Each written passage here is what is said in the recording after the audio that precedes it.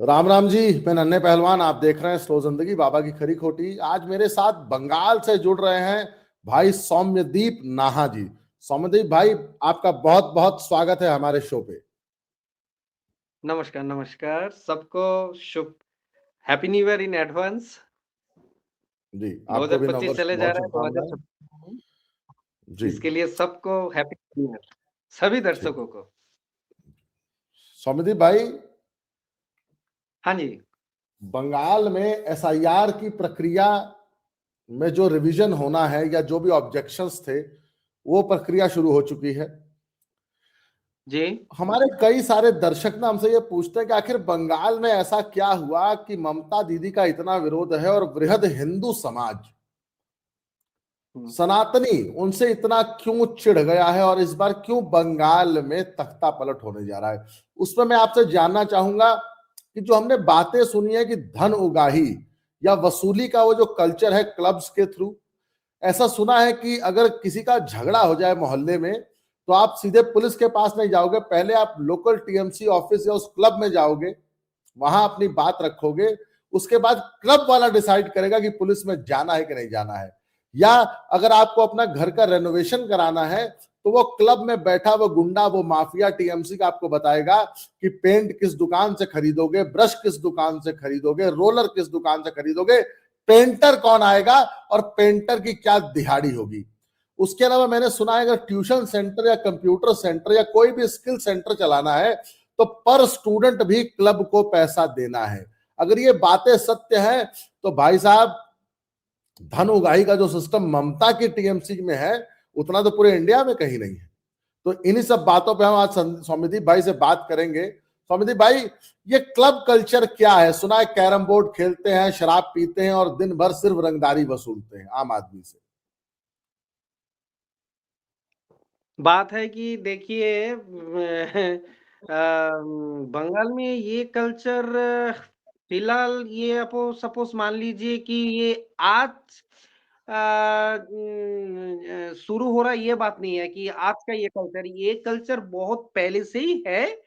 और रही ये बात कि जब वामपंथी लोगों का 34 साल का राज था बंगाल में, तभी भी चलता था ये जो आपने कहा, जो मुद्दा आपने उठाया उसके ऊपर भी हम चर्चा कर रहे हैं कि जो आपका बात है कि बंगाल में कोई भी एक पर्सन, जब सीपीएम का टाइम था कम्युनिस्ट का, तभी भी वो एक ही फॉलो करता था कि तुमको ये दुकान जाना है, वो दुकान नहीं जाना है, ये पे ये करना है, उधर पे वो जाना है।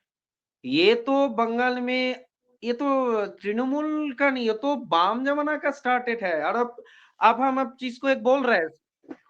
बात है जो आपने जो मुद्दा उठाया कि हर एक कैडर्स तृणमूल का, उसको विदाउट परमिशन आप इधर नहीं जा सकते, उधर नहीं जा सकते। आपको एक चीज बोल रहे हैं हम, 2011 से पहले जब वामपंथी का शासन था वेस्ट बंगाल में, तभी जो लोग ये काम करता था बंगाल में, सीपीएम का जो cadres, right now they are present in the Trinamool Congress after 2011। तो सापुरी ने सांप ने अपना चमड़ा हटाया, लेकिन सांप तो ऐसे ही तो वो तो है ही तो मतलब नॉर्मली। हाँ। मतलब सांप ने बस बिल बदला है, पहले सीपीआईएम में था, हाँ, अब टीएमसी में है। जो उसने उस टाइम किया था सीपीएम का शेल्टर में, सेम एस वो अभी टीएमसी का शेल्टर में वो कर रहा है। अब ये बात आप यदि बोले कि ममता बनर्जी क्यों नहीं देख रहा है, अभिषेक बनर्जी क्यों नहीं देख रहा है, ममता बनर्जी, अभिषेक बनर्जी आज से नहीं, 2014-15 के बाद से ही उसको लग रहा था कि बंगाल में यदि हमको लॉन्जेविलिटी रहना है तो इसके लिए मुझे सबसे पहले ये जो सीपीएम से जो लोग तृणमूल में आए हैं, इसका जो थिंकिंग है कि हमको वामपंथी का टाइम में जो उसका थिंकिंग था वही अभी रखना है, उसको थोड़ा चेंज करने के लिए वो ममता बनर्जी और उसके बाद अभिषेक बनर्जी भी नहीं बहुत सारा प्रोग्राम या फिर जुलूस में उसने बोला था, स्टेज में हर एक स्टेज में वो बोला था, आइदर तुम कॉन्ट्रैक्टरी करो और नहीं तो पार्टी का पोस्ट होल्ड करो। दोनों एक साथ नहीं होना नहीं चाहिए और दोनों एक चीज अच्छा भी नहीं लगेगा समाज में कि तुम कॉन्ट्रैक्टर भी कर रहे हो और तुम पार्टी का पोस्ट भी होल्ड कर रहे हो। मतलब हाँ, आपका ये कहना लेकिन है कौन सुने? कि अगर पार्टी में किसी पोस्ट पे हो तो ठेकेदारी नहीं करोगे। ठेकेदारी मत करो, यदि पार्टी का पोस्ट हो तो ठेकेदारी मत करो, लेकिन कोई भी ना सुना, कोई भी ना माना। अभी का डेट में, आज का डेट में वेस्ट बंगाल में, मेरा नॉर्थ बंगाल से लेकर साउथ बंगाल तक जितना भी सारा कॉन्ट्रैक्टर्स है सब टीएमसी का ज्यादा से ज्यादा उसका यूनिट या फिर उसका यूनियन से ही ताल्लुक रखता है। और रही दूसरी बात कि पॉलिटिकल उन लोगों का एफर्ट है टीएमसी का, इसके चलते वो सोचता है कि ना चलो भाई हमको तो नेक्स्ट यदि बीजेपी सपोज मान लीजिए कि बीजेपी 2026 में या फिर उसके बाद या फिर जब भी बीजेपी का सपोज मान लीजिए गवर्नमेंट हो रहा है, रातों रात जिस दिन काउंटिंग होगा, सपोज मान लीजिए कि बीजेपी सत्ता में आ चुका है, तो ये लोग भी राता रात ही वो पलटी मार के बोलेगा हम लोग भी बीजेपी आ चुके हैं भाई। ठीक, इस चर्चा इस को लोगों का आगे कुछ बढ़ाने से पॉलिटिक्स नहीं पहले जी है, बस वही तक। इसको सिर्फ टेंडर से मतलब है, पॉलिटिक्स से मैं मतलब समझ नहीं गया है। आपको, मैं आपकी बात समझ गया कि सांप घर बदलने को तैयार बैठा है, सांप अब तीसरे घर जी, जाएगा। मैं आपकी बात समझ गया। हाँ, इस चर्चा को आगे जी, कंटिन्यू करेंगे, पर एक अपील है। ये किताब है दद्दा की खरी खरी। ये बाबा जी, रामदास जी ने जब फेसबुक पे उन्होंने लिखा करते थे, तो उन्होंने जो भी अच्छी पोस्ट हाँ, लिखी है उसका एक संकलन है। आप इस किताब को मंगा सकते जी, हैं। नीचे टिकर पे मेरा नन्हे पहलवान दिग्विजय सिंह का मोबाइल नंबर और मेरा अकाउंट दोनों है। 600 रुपए इसका मूल्य जी, है। इस किताब से अर्जित हुई सारी आमदनी एक गौशाला जो अपने आश्रम में हम बना रहे हैं उसमें जाएगी। सौमिदी भाई, अगले भाग पे बात करूंगा। ये बात ना आप देखिए, अब ठीक है, टीएमसी का कैडर था, वो सीपीआईएम का था, बीजेपी में आएगा, ठेकेदारी, टेंडर, पट्टा वसूली, ये हमारे यूपी में बड़ी नॉर्मल चीजें हैं। 1947 से पहले ना एक आंदोलन चला था, अंग्रेजों भारत छोड़ो, आजादी की लड़ाई। हम्म, क्या बंगाल इस हम्म। बार उसी तर्ज पे आजादी के लिए लड़ रहा है? देखिए, बंगाल रविंद्रनाथ टैगोर का प्लेस है। बंगाल नेताजी सुभाष चंद्र बोस का प्लेस है। बंगाल स्वामी विवेकानंद जी और रामकृष्ण परमहंस देव का प्लेस है। ठीक है। ये बंगाल राजा राम मोहन राय से लेकर जितना भी सारा फ्रीडम फाइटर देखे आप, ज्यादा से ज्यादा बंगाल से ही ये तो सबको पता है। तभी का मैं थिंकिंग बंगाली लोग सौमिदीप भाई, जो बस बोल रहा है एक कि नाम और जोड़ दूं। बंगाल सौमिदीप भाई, कल सोचेगा। सौमिदीप भाई, भाई जी, भाई भाई, एक नाम जोड़ दूं कि बंगाल गोपाल पाठा की भी धरती है। वो गोपाल पाठा जिसने अपने हाथ से I, I am not going to controversy because of to that. ये गोपाल पाठा जो आपने बोला है, ये हाल ही में केस भी हुआ था हाई कोर्ट में, कलकत्ता हाई कोर्ट में।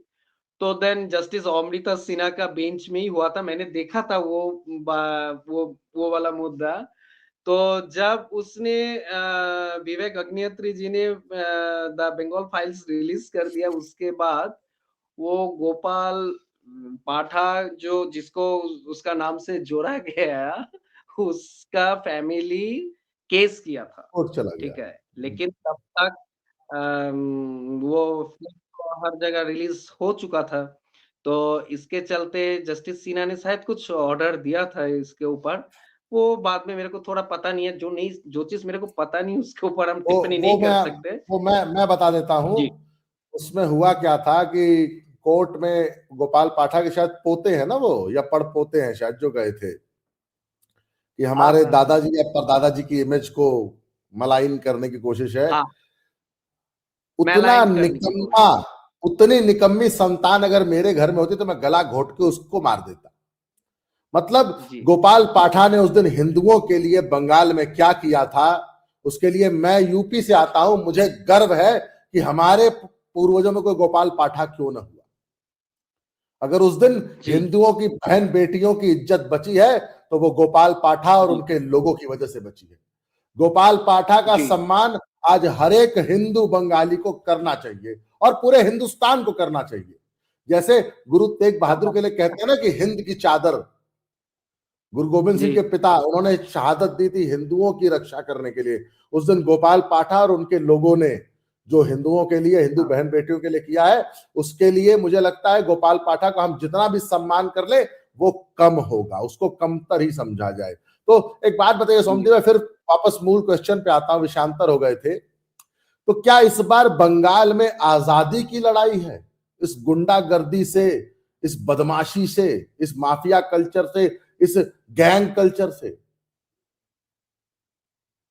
देखिए, बात है कि अभी का जो माहौल चल रहा है, आज आज आपका ये 27 तारीख को, 27 को दिसंबर का एकदम एसआईआर के जो हियरिंग प्रोसेस चल रहा है, इसके चलते वेस्ट बंगाल में आज बहुत जगह पे बवाल हुआ है। आपको शायद सुनाई दिया होगा या फिर आप थोड़ा कोई भी मेन स्ट्रीम मीडिया का जो चैनल्स, बंगाल का चैनल्स है, उसमें आप थोड़ा झाँकिए और देख पाएँगे कि बंगाल में आज कितना बवाल कर दिया। जैसे आसनसोल में ऐसे बवाल हुआ कि इलेक्शन कमीशन को इतना जबरदस्त घेर चुका था वहाँ पे, जो आपका काम करने के लिए वहाँ पे गया था इलेक्शंस कमीशन के तरफ से, वहाँ पे वो जगह पे तृणमूल कांग्रेस का एकदम बवाल कर दिया है आज में। और बागुई-आटी में भी जो सॉल्ट लेक का एसेंशियल पार्ट है आपका बागुई-आटी, वहाँ पे भी कुछ बवाल हुआ है। तो देन अभी तो और बंगाल में कुछ होगा अभी और बवाल नहीं होगा, ये तो हो ही नहीं सकता है ना। कुछ तो बवाल होगा ही होगा। और रही दूसरी बात कि अभी हर एक पॉलिटिकल पार्टीज़ खासकर सत्ताधारी तृणमूल कांग्रेस बोलिए या फिर विपक्ष बीजेपी बोलिए, दोनों का बीच में एकदम जबरदस्त टक्कर चल रहा है, जबरदस्त टक्कर चल रहा है। कोई भी किसी को छोड़कर बात नहीं कर रहा है। जैसे आज नंदीग्राम में शुभेंदु अधिकारी जी ने वो नंदीग्राम पीएस में जाके कोई दोनों बच्चा के साथ कुछ हुआ है, वहाँ पे किसी को अरेस्ट पुलिस ने किया, 41 बी का नोटिस ना देकर, इसके चलते एक बवाल हुआ है वहाँ पे। वो भी जैसे आपको देखने को मिलेगा आज में, मीन्स आप मीडिया में यदि बंगाल का मीडिया में आप देखें तो देन। और रही दूसरी बात तो देन आज अभिषेक बनर्जी का भी शाम को तृणमूल भवन से उसका प्रेस कॉन्फ्रेंस भी हुआ था। तो प्रेस कॉन्फ्रेंस में उन्होंने एक चीज क्लियर कहा कि बंगाल में जितना भी पॉपुलेशंस टोटल पॉपुलेशंस है 10 करोड़, उसका हिसाब से अभी एसआईआर में इन ऑफ द परसेंटेज 6% जैसा लाइक टू 58 लैक्स जैसे ऑलरेडी एसआईआर के चलते निकल गया। वो बात बोलकर उसने बोला कि हाँ देखो भाई, यूपी में इतना हो रहा है, गुजरात में इतना हो रहा है, तमिलनाडु में हो इतना हो रहा है, तो बंगाल में तो सब बोलते थे कि बांग्लादेशी और रोहिंग्या का तो मैटर्स है, तो इतना क्यों हुआ है? और भी तो ज़्यादा निकलना चाहिए था। तो हम बोल रहे हैं कि देखिए अभी ये प्रिलिमिनरी स्टेज है एसआईआर का, हर एक स्टेट में चल रहा है जैसे, बंगाल में भी वैसे ही चल रहा है। अच्छा, अभी भी हमको और आपको वेट करना पड़ेगा अ, 14 फरवरी तक। वैलेंटाइन्स डे की वैलेंटाइन्स डे 2026, उसी दिन एसआईआर का in the final result in our West Bengal आएगा कि कितना टोटल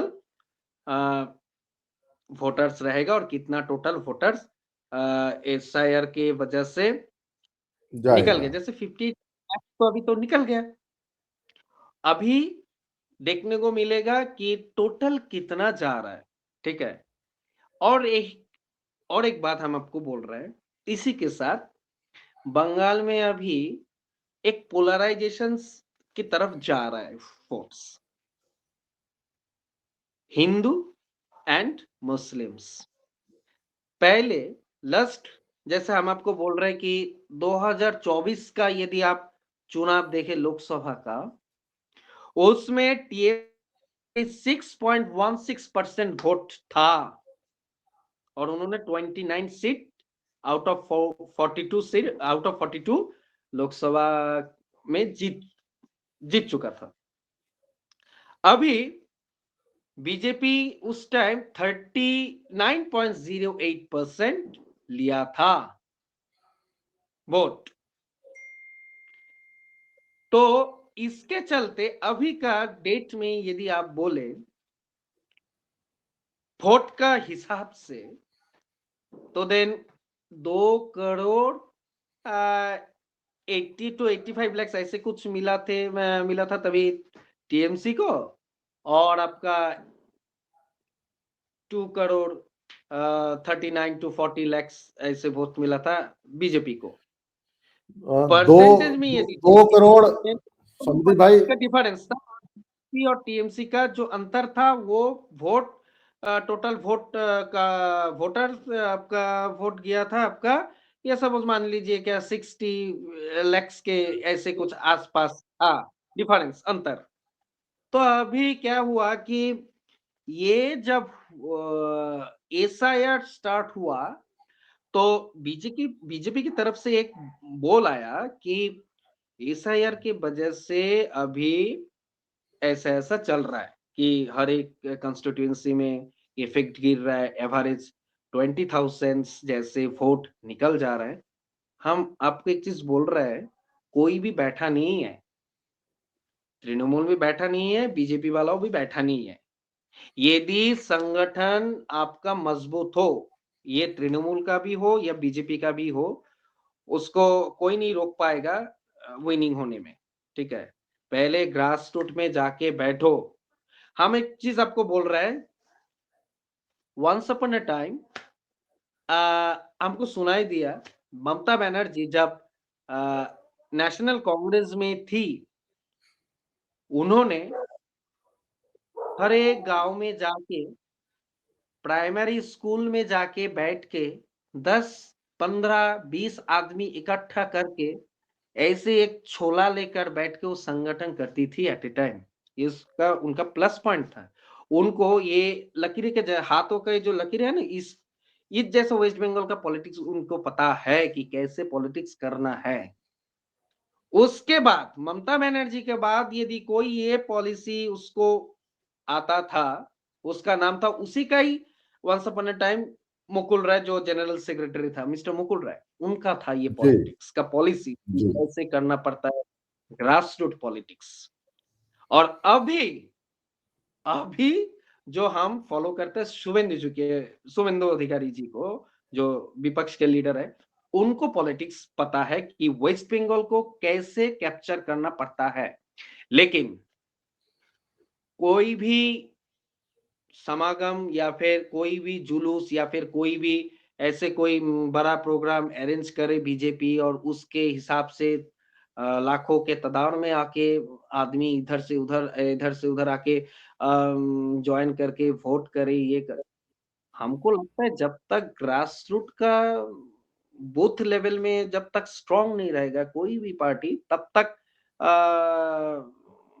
कुछ भी बोलना इस प्रिलिमिनरी स्टेज में तो एकदम पॉसिबल नहीं है। क्योंकि हर एक, जैसे हम लोगों का वेस्ट बंगाल में 294 सीट्स है। अब 294 सीट्स में यदि आपको मेजोरिटी है तो देन 148 वायरस सुनने को मिला है, हमने बहुत जगह पे भी सुना है, शायद आपने भी सुना है कि आईपैक जो पॉलिटिकल एनालिसिस कर रहा है अभी, प्रतीक जैन, पहले तो आपका वो था क्या बोले प्रशांत किशोर जी, तो अभी तो ठीक प्रतीक है। जैन जी देख रहे हैं आईपैक। तो उन्होंने सर्वे किया 294 सीट्स के ऊपर West Bengal in total, North Bengal से लेकर साउथ बंगाल तक। तो उन्होंने बोला कि सुनाई दिया, मेरा बात नहीं, आपको भी शायद सुनाई दिया, बहुत सारा चैनल में ये चल रहा है अभी कि 154 seat is the maximum seat will be achieve Trinamool Congress in upcoming election 2026। तो 154 यदि तृणमूल कांग्रेस का आईपैक दे रहा है उनको, और वही सीट लेकर यदि वो सोचे कि हम सत्ता में आएगा, आप ही बोलिए 148 मेजोरिटी है और 154 उन्होंने दे रहा है कि तृणमूल कांग्रेस 154 लेकर वो सत्ता में आएगा। आपको लगता है कि 154 सीट तृणमूल कांग्रेस ले रहा है और 154 सीट्स लेकर तृणमूल कंफर्टेबल मेजोरिटी से सत्ता चला पाएगा? आपको लगता है? कभी भी नहीं, पॉसिबल? मतलब ही नहीं है, नॉट पॉसिबल। जब अमित ये जब अमित शाह और मोदी जैसा आदमी बैठा हो ना दिल्ली में, तो 180 सीट को तोड़ देंगे वो। ममता बनर्जी का ट्रेंड पॉलिसी है, यदि मेरे को सत्ता आना है तो हम आके ही रहेंगे और मुझे 200 करीब करीब सीट चाहिए, मुझे वो सीट नहीं चाहिए। वो सीट लेकर हम सत्ता में आएगा जरूर, लेकिन हमको बैठने नहीं देगा ये लोग। Money power, muscle power, CBI, ED सब लगा के एमएलए लोगों को खरीद के बीजेपी में डाल के मेरा सत्यानाश कर देगा। ऐसे इन लोगों का एक सोच है, सुनने को मिला है, बहुत सारा मीडिया में भी ऐसा कुछ चर्चा भी हुआ था, आपने भी सुना होगा ये। तो अभी का डेट में एकदम बैलेंस चल रहा है तृणमूल और बीजेपी का, एकदम क्या बोले कि जबरदस्त टक्कर, जबरदस्त टक्कर। लेकिन एक चीज कि आईपैक यदि बोलेगा कि तुमको 154 से डाउन 154 तुम तृणमूल को सबसे ज्यादा हाईएस्ट मिल रहा है, उससे तो कुछ नहीं होगा, तो देन इसके लिए इसके चलते बीजेपी वाला क्या सोच रहा है, चलो हम तो आ ही चुके हैं। ये रॉन्ग थिंकिंग है। ऐसा नहीं कि आईपैक उसको बोल दिया कि तृणमूल तो इतना ही पाएगा तो इसका मतलब सब जाके बीजेपी को वोट करेगा। नो, यदि बीजेपी को भी आना है तो दिन उसको भी, जैसे मैंने पहले बोला था ना, once upon a time Mamata Banerjee ने जैसे किया था, हाँ, बूथ कि लेवल पे, ग्रास रूट में बूथ लेवल पे काम ग्रास करना रूट पड़ेगा, हर एक बूथ पे, हर बूथ पे जाना पड़ेगा।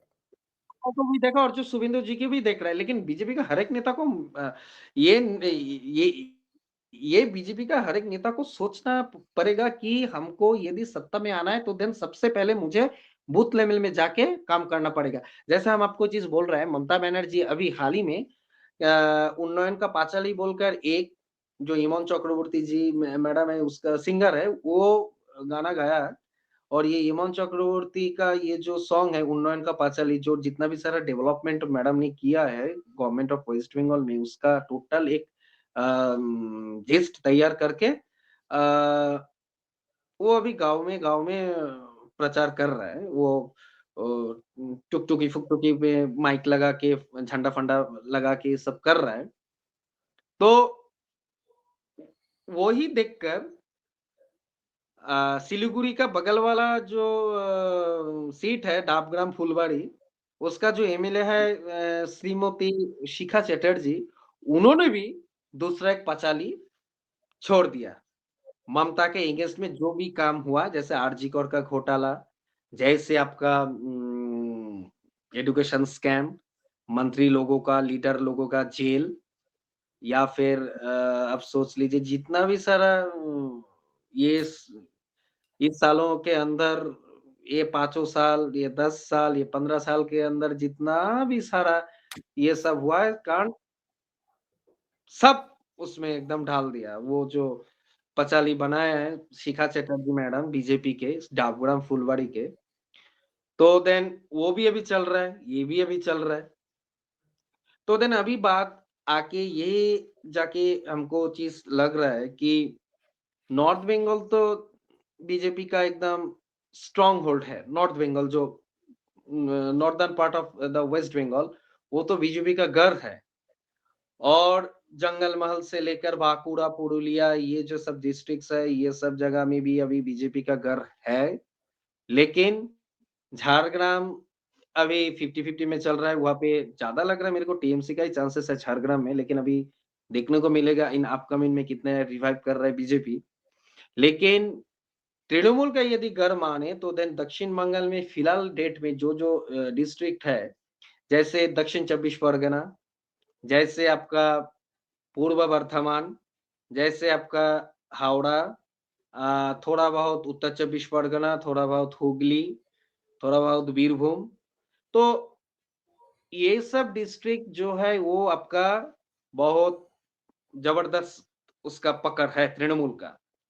लेकिन हम आप एक चीज़ बोल रहे हैं कि कौन जानता था जो 235 लेकर वाम फ्रंट इस वेस्ट बंगाल में एट ए टाइम राज किया था, दो आउट ऑफ ये बात 294 235 ये बात ये 235 दो आउट ऑफ 294 में 294 में 235 लेकर वामपंथी लोग सीपीएम बैठा था सत्ता में बुद्धदेव भट्टाचार्य का टाइम में जब चीफ मिनिस्टर वो था।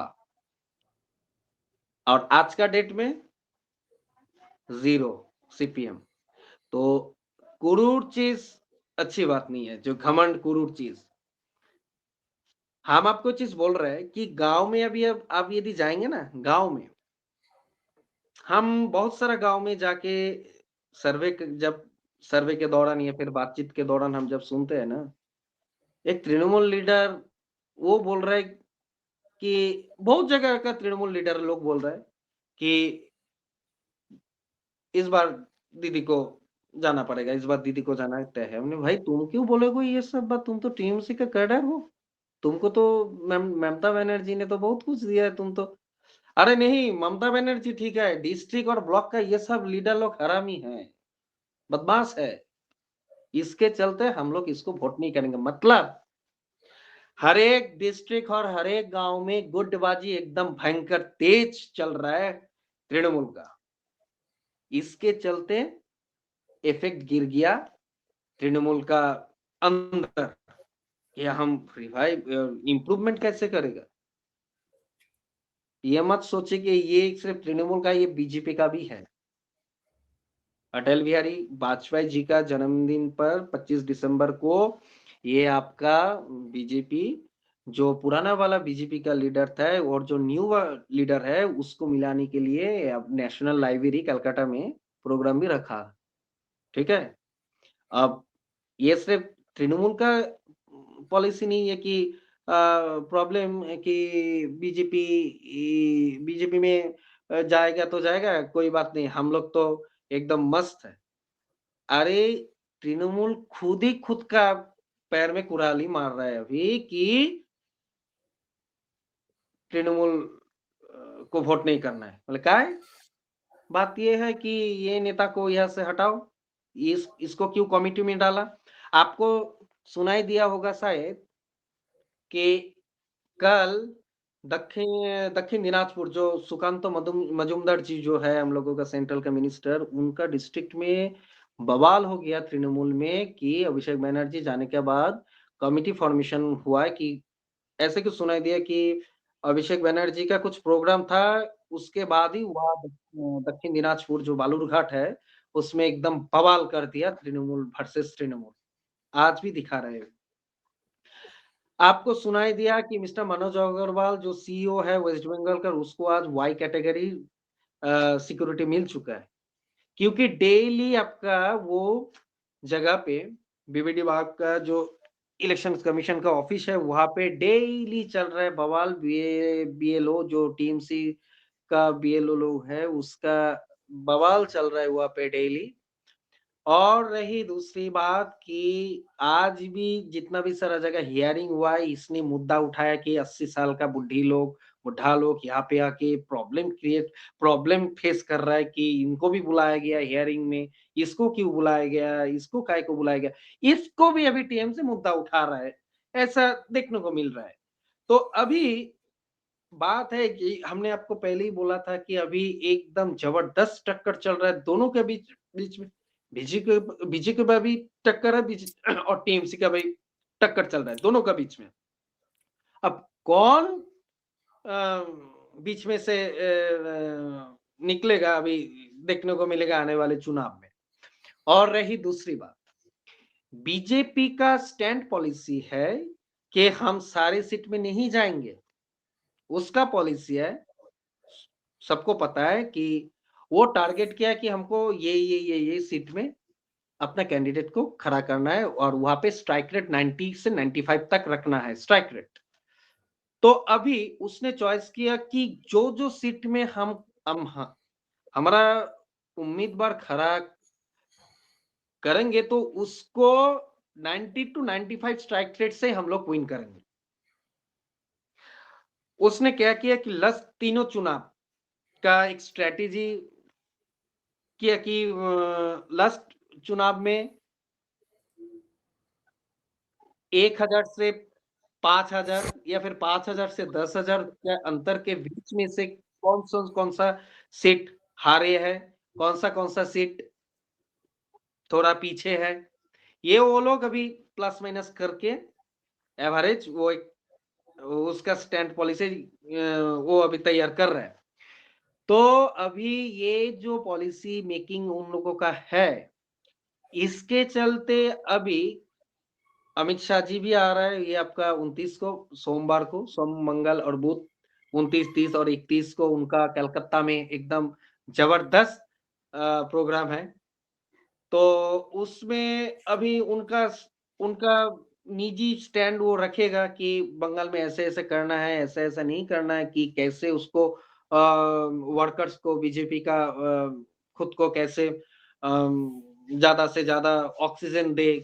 ये आने वाले टाइम में या फिर जितना भी प्रचार और जितना भी दिन जाएगा उतनों को देखने को मिलेगा अभी।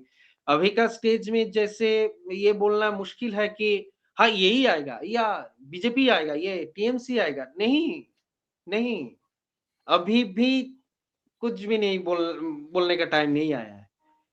हाँ, हम देखते-देखते हमने ही बहुत सारा टाइम में लास्ट टाइम मैंने तो बोल ही दिया था किसी को कि कोई बोलेगा यदि टीएमसी चला जाएगा, बीजेपी आएगा, मैंने बोल दिया था बीजेपी तो कतई भी नहीं आएगा और टीएमसी ज़्यादा से ज़्यादा सीटें लेगा, वही हुआ था।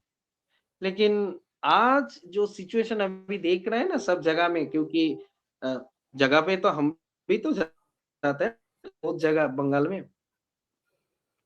टीएमसी का एक एंटी लहर ही चल रहा है बहुत जगह पे, एंटी लहर। जैसे हम आपको बोल रहे हैं, कोई एक जगह है, जगह पे ये सपोज़ मान लीजिए कि उसको अ, टीएमसी से एलर्जी है, उसको बीजेपी में जाना है।